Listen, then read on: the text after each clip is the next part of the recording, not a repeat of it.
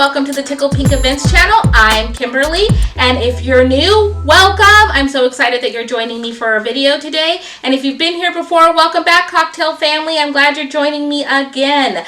And I'd like to remind you to please hit the subscribe button. If you haven't subscribed yet and you've been watching the videos, come on, what are you waiting for? Hit that button. And also be sure to click that notification bell while you're down there hitting subscribe, and that way you will be notified the moment I upload a new video.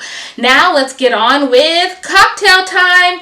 We are continuing our series on cocktail families and the 6 root recipes for all cocktails. If you've seen my last 2 videos, I have covered the old-fashioned family of cocktails and the martini family of cocktails. And tonight we're going to continue on that journey to daiquiris. Now, if you're new and you're like, Kim, what are you talking about? I don't know what this cocktail family business is. I'll give you a quick refresher. Cocktail families are every cocktail you've had is a riff off of 6 root recipes that come from either old-fashioned style cocktails, martini style cocktails, tonight's daiquiri style cocktails, a flip, a sidecar, or a whiskey highball. So any cocktail you're enjoying is a root, comes from one of those 6 root recipes. So tonight we're going to talk about daiquiris. Now, I don't know how you feel about daiquiris. I don't know what your connotation of daiquiris are. Most people think of daiquiris and they think of big, tropical, brightly colored, oversweet, slushy type drinks that you get on the Strip in Vegas or Bourbon Street in New Orleans or at a fancy resort. And I'm here to tell you that is not a daiquiri. A true classic daiquiri is only 3 beautifully simple ingredients. It's lime, rum, and sugar. That's it. But daiquiris are really popular, and in their popularity, like anything, when it gets popular, it gets bastardized, and there's where we get those big, fruity, crazy drinks that you may associate with a daiquiri. But I'm here to tell you that they're very refined, really elegant, and very good, and they're not served in 24-ounce servings. Literally, it's like maybe 3 to 4 ounces. So daiquiris are also part of the sour family. So they kind of have a subset of the umbrella of sour cocktails. So think about your whiskey sours, your amaretto sours. Sours are cocktails that are made with lemon and lime, sugar, and a base spirit. Now, the sweet and the sour of the citrus in a sour help balance and temper down the intensity and the flavor of the spirit. So people who don't like straight alcohol or straight spirit or spirit forward cocktails like martinis and old fashions really love sours or daiquiris because they're sweet and tart and you really kind of mask the intensity of the spirit. Now, daiquiris have a little different twist. They are still in the sour family because they are made with lime, but you can riff on them, i.e. the whole root family, and where we can get all the other variations, because a daiquiri, the formula is base spirit, acid, and sweetener. Now, the key to a good daiquiri is the ingredients. If you have bad ingredients, you will have a bad daiquiri. In the cocktail industry, the mark of a really talented mixologist is someone who can make a really good daiquiri. Because it's simple does not mean it's easy. So you have to make sure all of your ingredients are impeccable, which means fresh lime juice. Your cocktail's going to be better if you have fresher ingredients grown closer to where you're drinking your cocktail. So if you're getting limes that are flown halfway around the country or the world, they're not going to be as juicy, they're not going to be as fresh as if you have limes that are grown locally or closer to you. If you're using a bad rum, that's going to impact your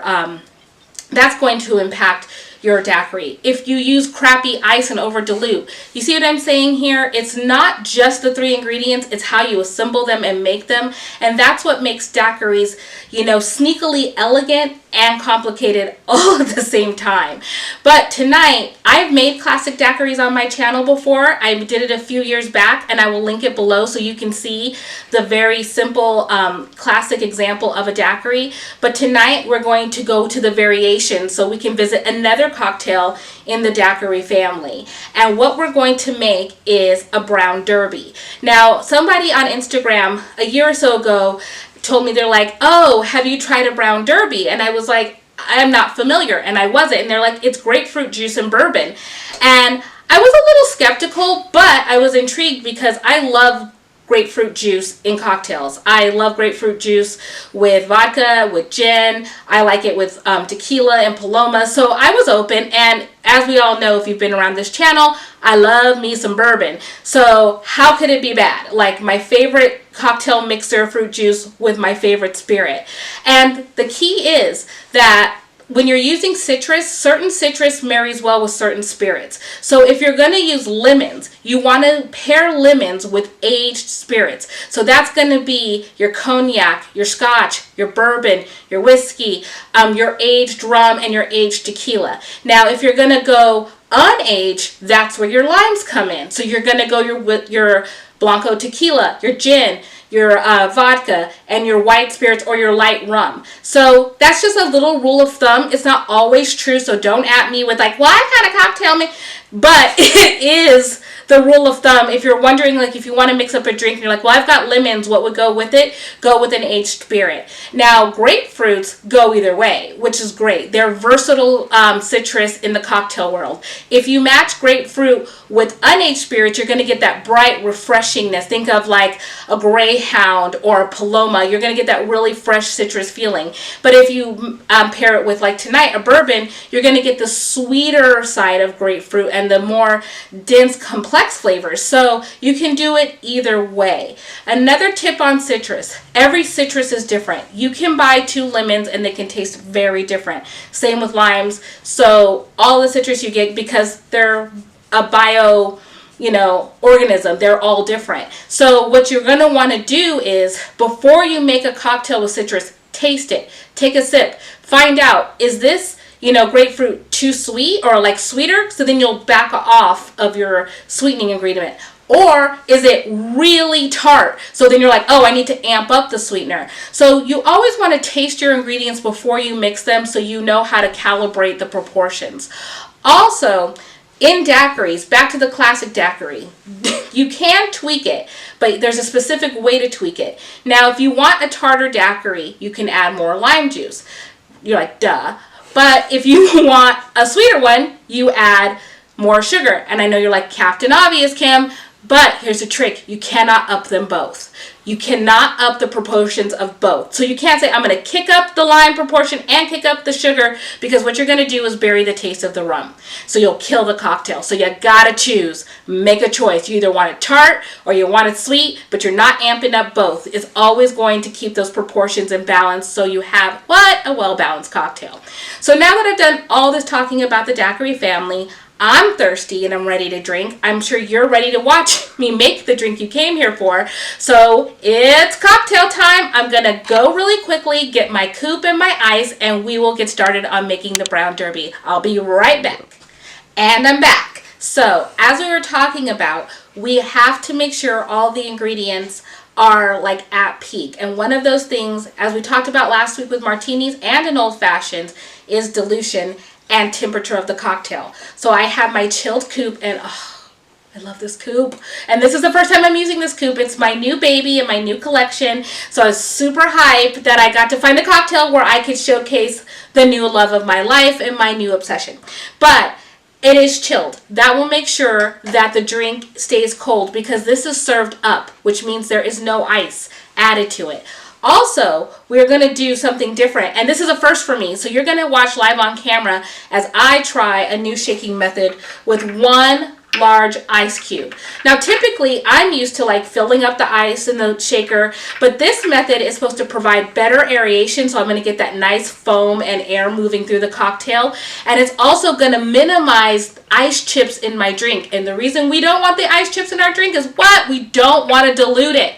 We don't want it to keep diluting once we've poured it. And if you have ice chips in your cocktail once you pour it, it just waters it down. So we're going to try this new method. I'm pretty excited about that. So we're going to build our brown derby.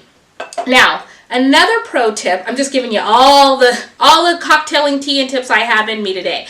Another tip is you want to build your cocktail backwards. Instead of starting with your spirit, which is the most and the most expensive ingredient, start with the least expensive ingredient and the one with the least amount. So that way, if you mess it up and you need to dump it, you're not dumping the expensive spirit out. You're just dumping like some juice or the mixers. So here we go. We're going to start with 1 teaspoon honey syrup. I made this with 3 3/4 tablespoons of honey to 1 tablespoon of water, whisked it together to dilute it until I got a syrup. So that's really easy. And honey's gonna bring the intensity. Sorry, I'm just making sure I have the right measure. Yes, we have, I don't know, that's not half a teaspoon. Hold on. I think this is it. Okay, no. That's a teaspoon. There we go. Sorry, we're back. It's hard to see the light. So we got half a teaspoon honey syrup. Now, most typical brown derbies classically do not call for, oh, correction. It's not half a teaspoon. It's half an ounce. The teaspoon is the lemon juice. My bad. Hey, we're just going to go with it. So we have half an ounce of honey syrup. I knew the teaspoon was coming in, but I'm not using the teaspoon. I'm not used to using a teaspoon for lemon juice, so that's why I thought it was the syrup. So it's half an ounce of honey syrup, and I will have the whole recipe correctly down in the description box below. Now, as I was saying, typically brown derbies do not have lemon juice, but this one added lemon juice because it cuts the intensity of the honey. Because whenever you use honey syrup in a cocktail, honey has a distinctive flavor. It's not as neutral as white cane sugar. So this has a little bit of lemon juice just to cut the richness and the intensity of the honey. Now we move to 1 teaspoon lemon juice. There we go. Freshly squeezed. Fresh is best. You always, always, always want to use fresh. It will impact the taste of your cocktail. So please, if you take nothing else away from this video, please use fresh juice every single time. So we've got our 1 little teaspoon of lemon juice. See, that's just a weird amount. So that's why I'm not used to using a teaspoon for juice. I just can't connect with that little juice, but it's going to make a big impact. And now we have fresh ruby grapefruit juice. So this is a ruby red grapefruit, so it's going to be sweeter. So we know that we don't need to kick up the sugar content because this grapefruit tends to be on the sweeter side than a standard grapefruit. So we have an ounce of grapefruit juice. Oop, there we go. A little spilling in there. And now we go to Elijah Craig. Now, if you were here 2 weeks ago, if not, you should check it out. I had the huge bottle of Elijah Craig small batch bourbon. Well, now it's here. Now we have whittled it down to a cute little decanter. So you can tell we like it. I like it in my house. It's good. So now we're going to use Elijah Craig small batch bourbon. And we're going to do 2 ounces of that. Now, you see, I made a mistake, and if I had made a mistake with the bourbon earlier, then I would have been all upset because I'm like, oh my God, the bourbon. But I was able to correct before I poured in the expensive spirit. So actually, that little demo worked out because you can see the benefit of starting with the less expensive non-alcohol portions. So we're going to do 2 ounces. Also, another thing to remember, you see that I haven't put the ice in the shaker yet. This is because, again, we're controlling dilution. If I put the ice in while I'm building the cocktail dilutes prematurely, and no one likes premature dilution. So we want to control the dilution and how much and for how long it stays under that. So now we've got it all built, and we're going to drop our giant cube in. I'm kind of excited to see how this works. So we're going to drop that in, put our lid on. They said to swirl it to temper the ice, and I can feel it's starting to get cold. And now we're going to do some really good shaking. And I do say from like a weighted feel, I feel way more controlled with just 1 large cube. Like I feel less like shh. So it does feel better as a shaking method. And now we've got it cold.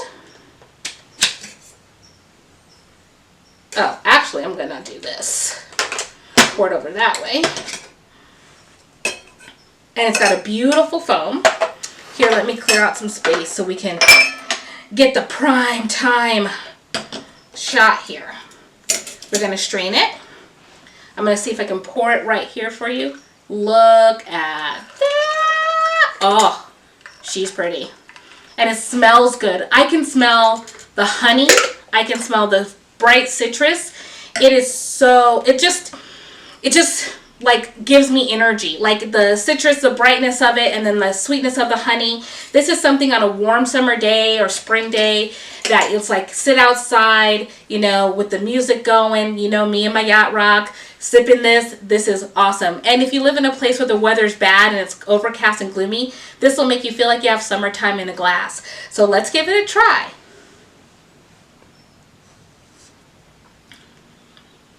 Oh, this is good. It's really good. If you're a bourbon drinker and you like grapefruit, even if you're not, like I don't really even taste the bourbon as much as like the merriment of the 3 ingredients. It's so simple.